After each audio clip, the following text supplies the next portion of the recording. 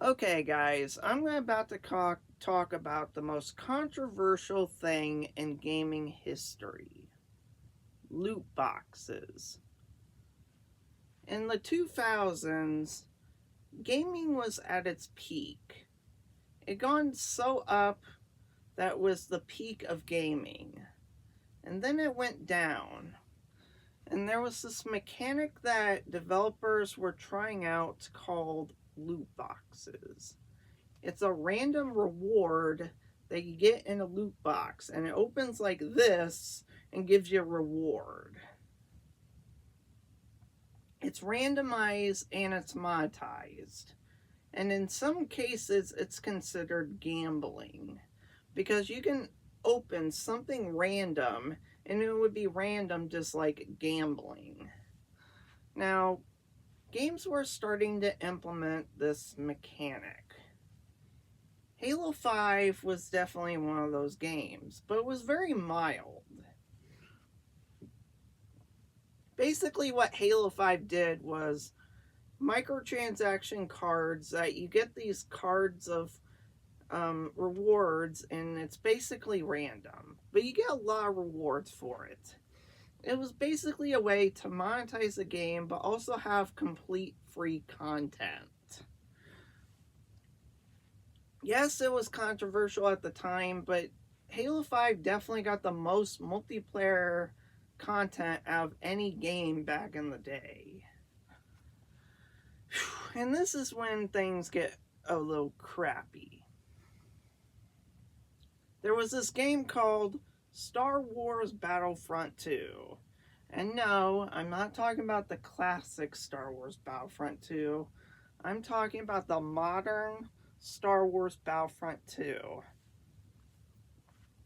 And they put loot boxes in the multiplayer. And oh boy, it was the most greediest loot box system you've ever seen in gaming history. You only get like 3 random rewards, and it's random. And the loot boxes were so bad and so much of gambling that got the government's attention. This was a point in gaming history where the government took notice of this and was going to act on it. Gambling in video games was a big problem. And heck, when I was trying to find a way to find gaming news, I found this guy called YongYea. He actually talked about loot boxes, how it's a gambling mechanic. And I'm still watching his content to this day. He explained how loot boxes were just like gambling. And I was so impressed about his voice of the gaming industry that I decided to put playlists about the loot boxes themselves. And it was spreading all across the gaming industry. People were standing up for loot boxes, against loot boxes. Loot boxes was the most controversial thing in gaming history, and it only got worse and worse as time gone on. Loot boxes got so greedy in the gaming industry that basically everyone called them out. And it was sick. The amount of monetization that they did of manipulating kids' mindset of buying microtransactions, it was that bad back then. So, what I did was made a whole bunch of playlists of the boxes in different games. And the government was standing up for loot boxes. YongYea and the government, gaming industry as a whole, was against loot boxes, and we all standed up for loot boxes. So what I did was did as many playlists and videos of YongYea's videos as possible and other YouTubers to spread the word of loot boxes. And the government did stand up to loot boxes. The government hammered loot boxes and said that you need to change your mechanics to make this legal. Like, the government wanted games to completely get rid of loot boxes. Totally. Of course, there's still a few games that have loot boxes, but they are far and in between. And the ones that still have loot boxes were the least greedy. But for the people that were manipulating children, that was the most egregious thing in history. The government standed up for against loot boxes and put the hammer down on these companies, and they had to listen. I made a difference between loot boxes.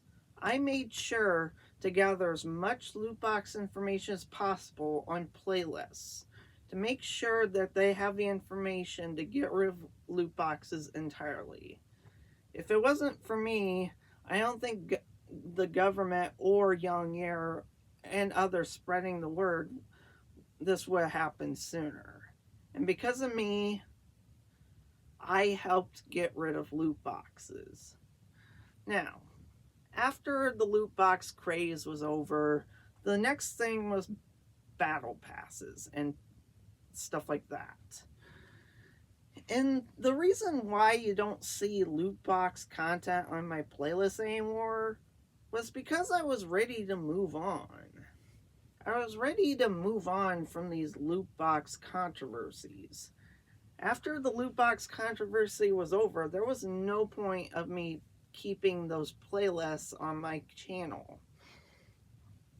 And this was before I made any videos on YouTube. It was a solely playlist channel. So what I did was got rid of all the loot box videos and moved on to other ventures. The gaming industry has definitely had its ups and downs. And the loot box controversy was the darkest history of gaming history. I'm just glad that loot boxes are gone. And I know we have our own issues with battle passes now, but I'm just glad that kids aren't gambling on loot boxes anymore. I mean, imagine spending a loot box on a random reward that has a very slight chance of getting the highest reward in the game. That was the craze of the loot box craze, getting the best rewards but only getting little to it. And it caused a whole bunch of kids wasting money on people's credit cards, debit cards, stuff like that. There was even some cases where there was one kid that bought so many loot boxes that basically got rid of all of his money, his dad's money, and they had to somehow get it back. I don't know how the story ends, but basically what the point is that the loot boxes was a big controversy, and I'm glad that they're gone. I wanted to bring up this topic because, well, I thought it was a good topic. And I kind of want to make more topics like this. I always like to make unique content on my channel. And I am very grateful that I was a part of standing up to loot boxes. And my favorite channel, YongYea.